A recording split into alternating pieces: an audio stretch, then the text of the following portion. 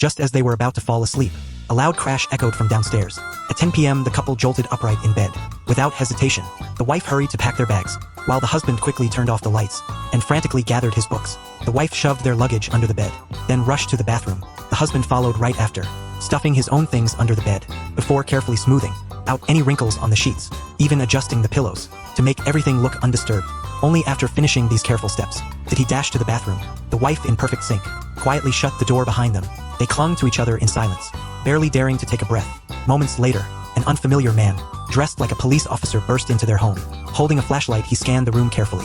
After a thorough search, finding nothing suspicious, he turned toward the bathroom. Behind the door, the couple stood frozen, their breaths shallow. The man's eyes fell on the bathtub, where yellowish stains, tinged with red, marked the surface. The rusted fixtures and grimy surroundings filled him with disgust. The filth only confirmed his assumption.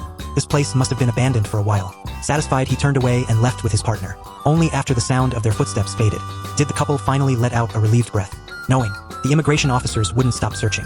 They couldn't afford to waste a single second. Without hesitation, they climbed out the window and jumped down to the ground. But just as they thought they were safe, a sudden beam of light cut through the darkness, the spotlight of a helicopter. Instantly, they dove into the nearest patch of tall grass, flying low as police vehicles swept through the area. They only dared to move once. They saw the officers drive off, their vehicles loaded with other captured fugitives. Seizing the chance, they ran into the night, tired of living in fear. The next day, they reached the Turkish-Greek border. Watching closely, they waited for a moment when the guards let their guard down. The second they spotted an opportunity, they sprinted toward a bus heading for Greece. Slipping inside, they grabbed the nearest empty seats, trying to act natural. But even as they sat there, their nerves stayed on edge. The sight of patrolling soldiers outside the window made their stomachs clench. Not until the bus finally rumbled to life, pulling away toward Greece, did they start to relax. The husband turned to his wife, his gaze filled with quiet devotion, a silent promise of a new life ahead. What they didn't know was that the challenges waiting for them in Greece would be just as hard.